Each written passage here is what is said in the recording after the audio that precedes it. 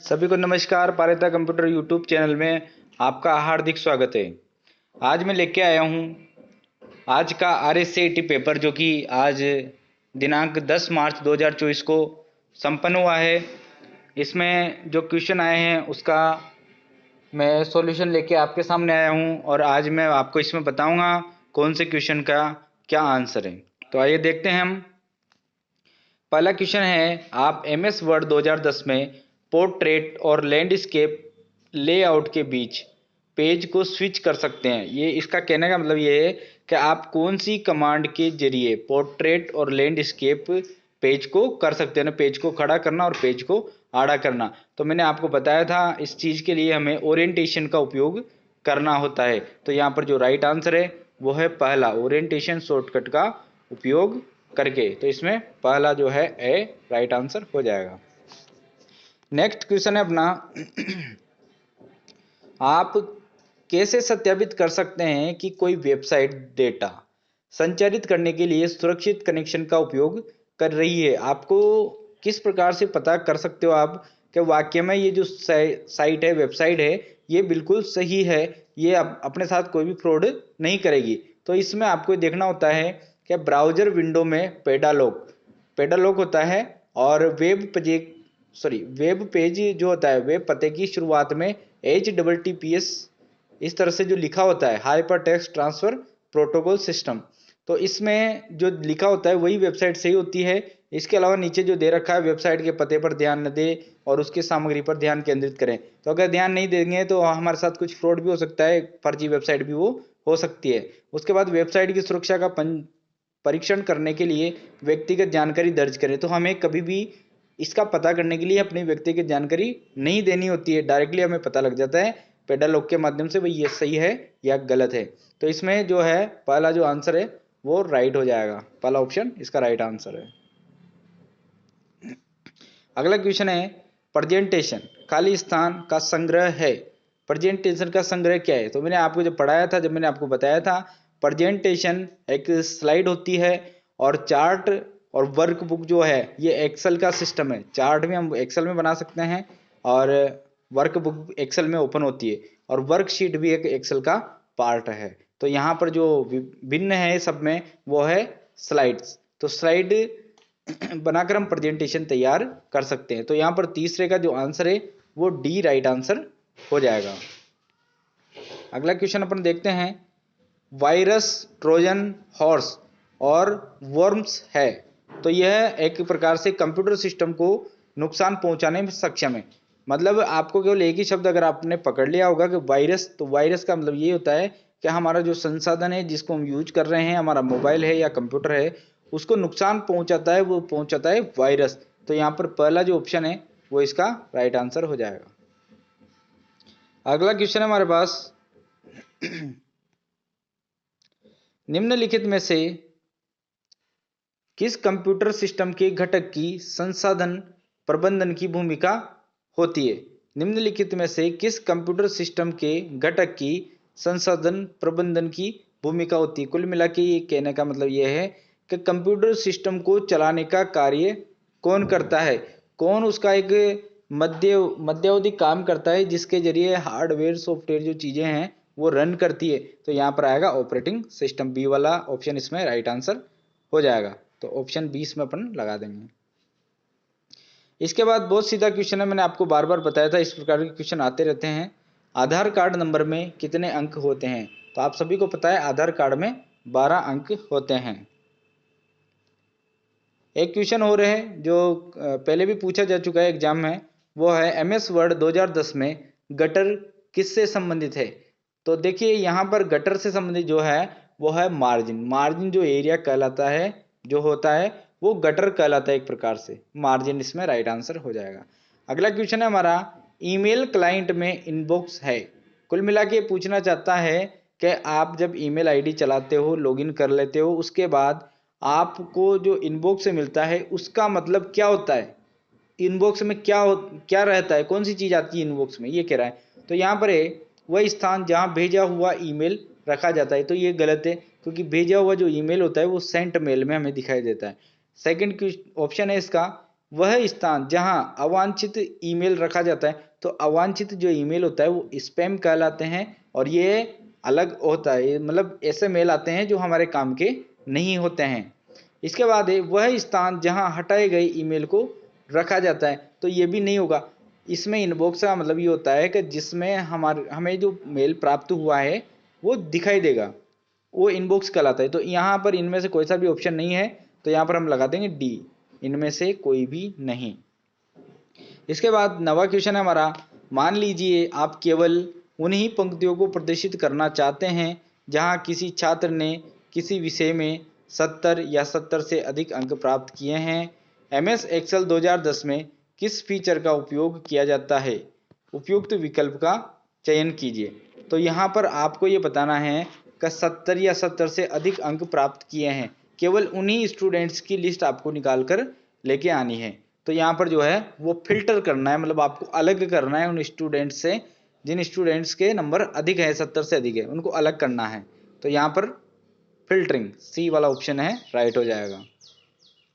अगले क्वेश्चन पर अपन चलते हैं। 10वां क्वेश्चन है, रिक्त स्थान दिया हुआ है, विकल्प प्रोजेक्टर को विंडो 10 से कनेक्ट करते समय कंप्यूटर और प्रोजेक्टर के बीच छवि को विभाजित करता है।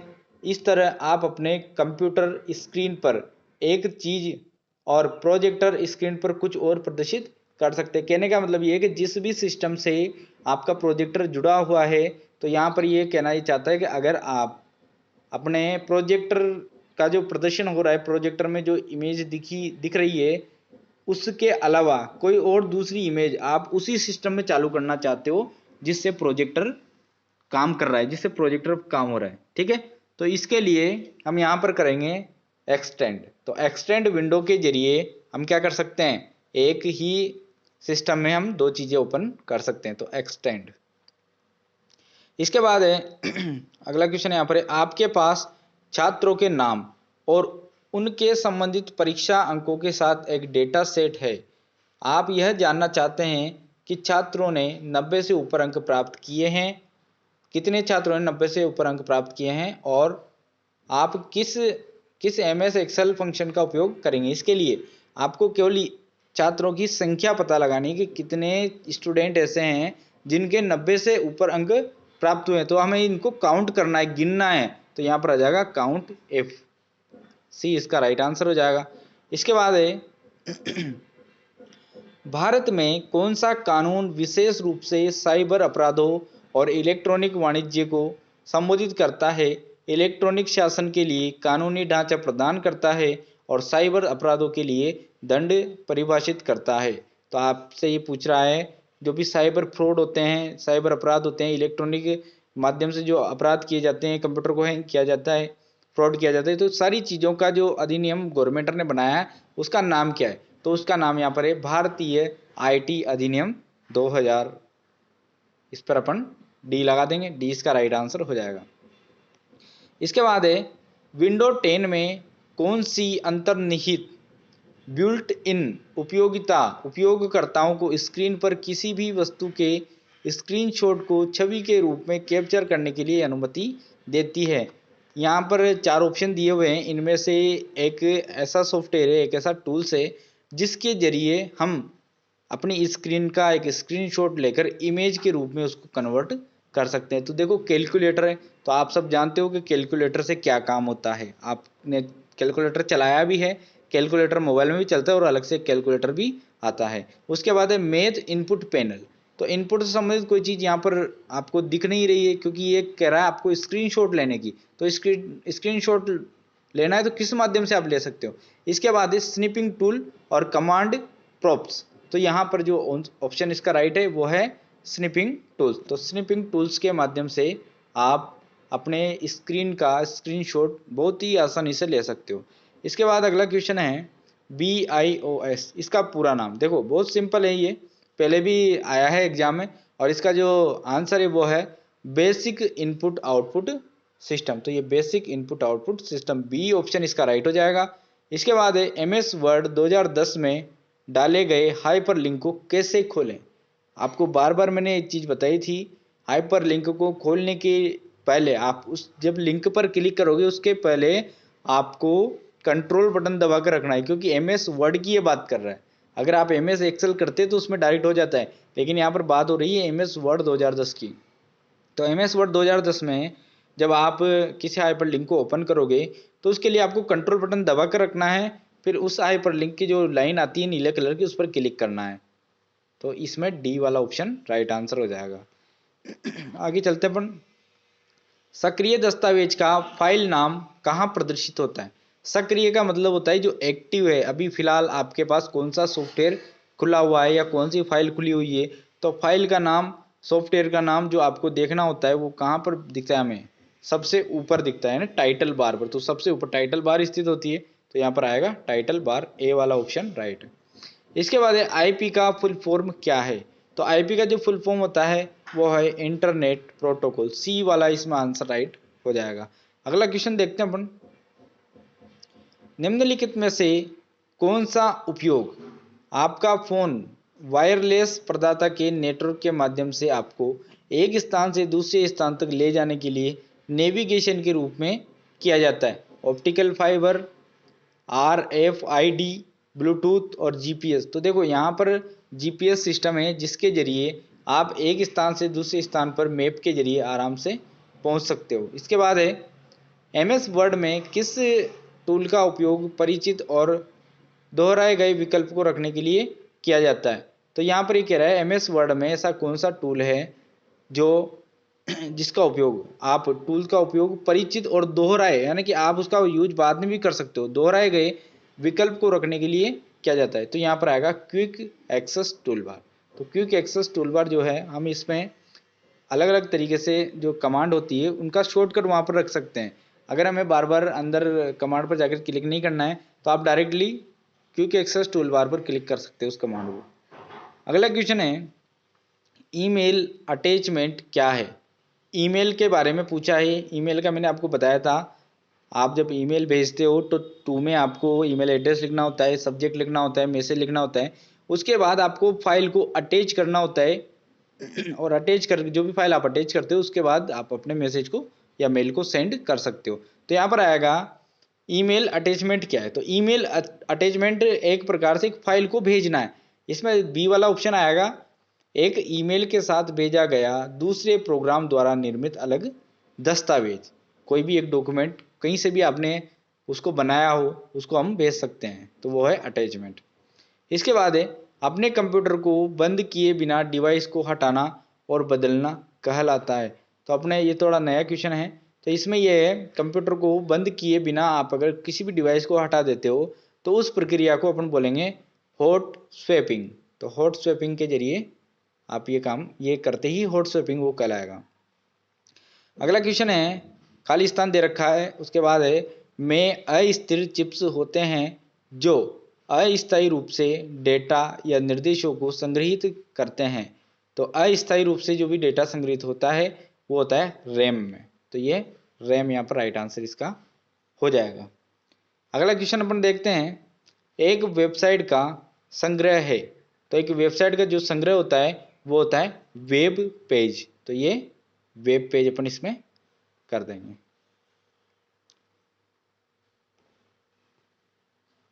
एक क्वेश्चन इसमें छूट गया है और 23वां क्वेश्चन है, इंटरनेट पर कंप्यूटर की पहचान किसके द्वारा की जाती है? इंटरनेट पर कंप्यूटर की पहचान किसके द्वारा की जाती है?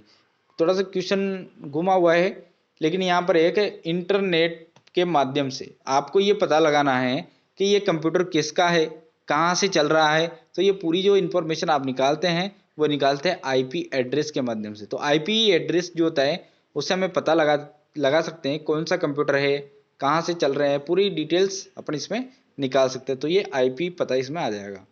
इसके बाद अगला क्वेश्चन है 25वां क्वेश्चन, एक उपकरण जो न केवल सर्ज सुरक्षा करता है बल्कि पावर ओवरटेज के दौरान कंप्यूटर की बैटरी बैकअप पावर भी प्रदान करता है।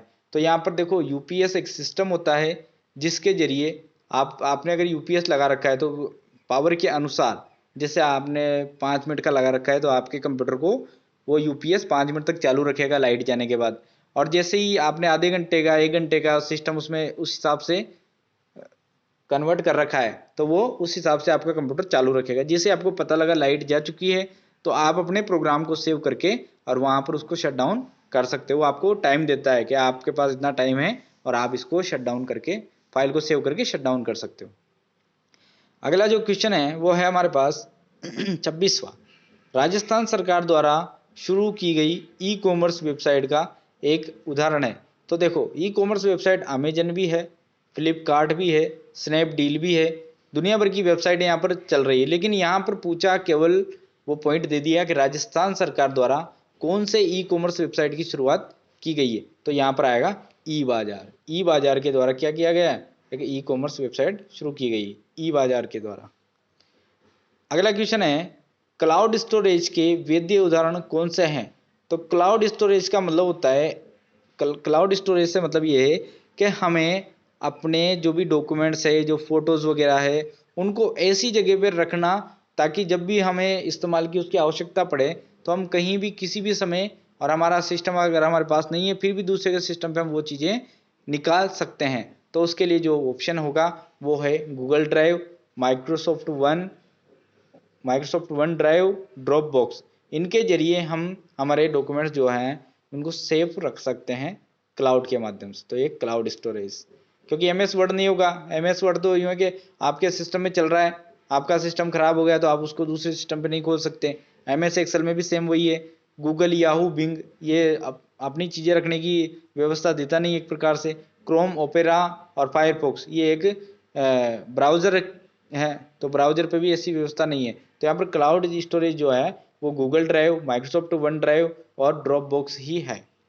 इसके बाद अगला क्वेश्चन है, नीचे दी गई तालिका से सही मिलान विकल्प का चयन कीजिए। देखिए, जो कल की क्लास में पढ़ने आए थे उनको मैंने एक चीज़ गारंटी से बताया था, इस प्रकार का जो सारणी बना के जो सिस्टम आता है, तालिका संबंधी जो क्वेश्चन आता है वो फिक्स आएगा ही सही। फिक्स मैंने 100% आपको श्योर कर दिया था, ऐसा क्वेश्चन फिक्स है, आएगा चाहे कुछ भी हो जाए। तो वो क्वेश्चन यहाँ पर आया है और उसी क्वेश्चन को मैं सोल्व करके आपको बता रहा हूँ।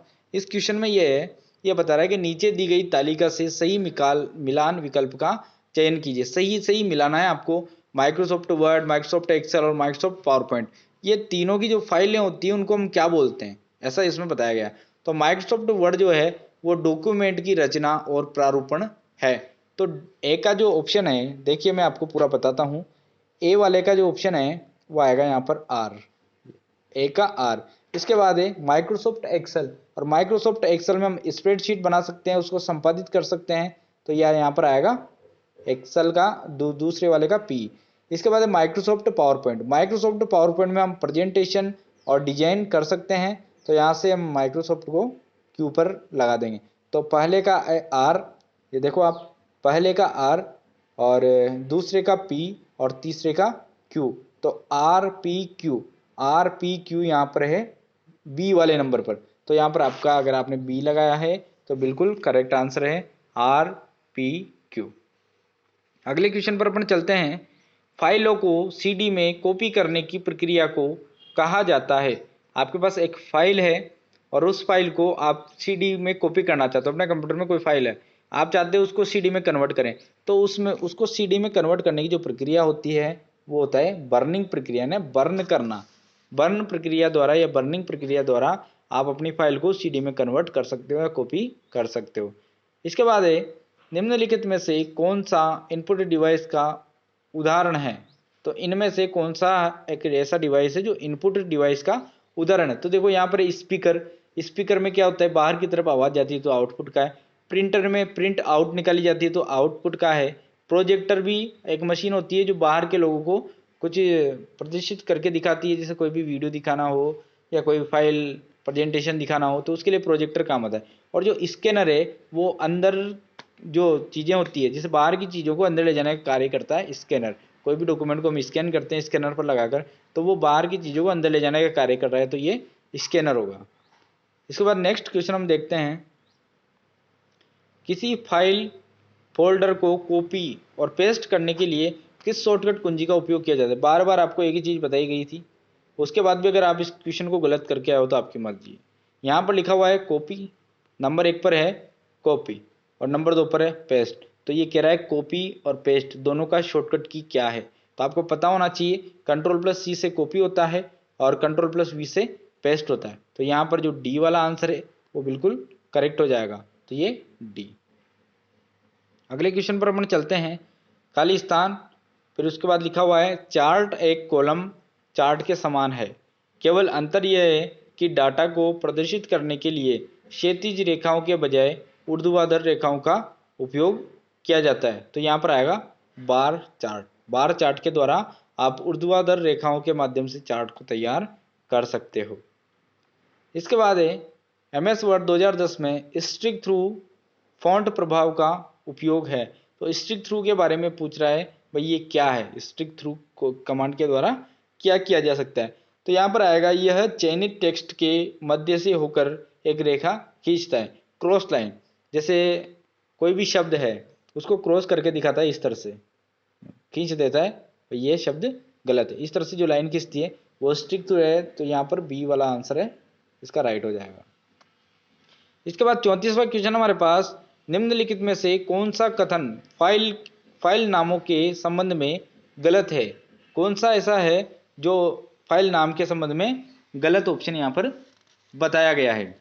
तो देखो इसमें फाइल एक्सटेंशन डॉट के पहले आता है और उसके बाद फाइल का नाम आता है। एक ही फोल्डर की प्रत्येक फाइल का नाम एक अद्वितीय नाम होना चाहिए।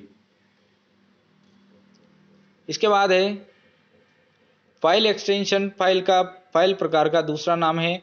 फाइलें एक ही नाम या एक ही एक्सटेंशन साझा कर सकती है, लेकिन दोनों ने। तो यहाँ पर पूछ रहा है गलत कौन सा है। तो यहाँ पर जो गलत ऑप्शन है वो है ए वाला, फाइल एक्सटेंशन डॉट से पहले आता है। इसके बाद 35वां क्वेश्चन हमारे पास है डोमेन नाम। उदाहरण के लिए www.vmou.ac.in को IP पते में अनुवादित करता है, जिसे कंप्यूटर और राउटर समझते हैं। कुल मिला के पूछना चाहता है कि VMOUW की जो वेबसाइट हमने बताई है उसमें .in, पीछे जो .in लगा हुआ है ये .in, तो .in क्या है। तो ये जो .in होता है ये होता है एक प्रकार का डोमेन कोड, और ये इसको जो समझता है राउटर को जो हम निर्देश देते हैं समझने के लिए वो है DNS, इसको हम बोलते हैं डोमेन नेम सिस्टम। तो डोमेन नेम सर्वर के माध्यम से, या सर्वर इसमें गलत दिया, सिस्टम होता है ये। तो डोमेन नेम सिस्टम के द्वारा हम ये पता लगा सकते हैं भाई ये IP एड्रेस इसका सही है। ये आपके 35 क्वेश्चन कंप्लीट मैंने बता दिया है। अगर कोई क्वेश्चन में मिस्टेक रही हो तो आप मुझे कमेंट करके बता सकते हो। वैसे तो पूरा समाधान करने की मैंने इसमें कोशिश की है। एक क्वेश्चन इसमें इसका मैंने टिक नहीं करा, आपको बता दिया। इसका आंसर है ए। और भी देख लेते हैं कोई सा क्वेश्चन छूट गया हो। आप पूरा ध्यान से चेक करना, और चेक करने के बाद आपको कमेंट करके बताना है, कमेंट भी करना है, साथ में आप मुझे मैसेज भी डाल देना कितने क्वेश्चन किसके राइट है, ताकि रिजल्ट का अनुमान लगाया जा सके। और यह अनुमानित आंसर की है, इसको हम फाइनल आंसर की नहीं मान सकते। फाइनल आंसर की यूनिवर्सिटी द्वारा जारी की जाती है, तो आप 2-4 दिन का समय लगेगा उसमें, तो 2-4 दिन वेट कीजिए। जैसे आंसर की आएगी हम आपको बताने का प्रयास करेंगे। पारिता कंप्यूटर चैनल को सब्सक्राइब करें, वीडियो को लाइक करें, और कमेंट जो भी है आपका वो हमें ज़रूर भेजें। बहुत बहुत धन्यवाद।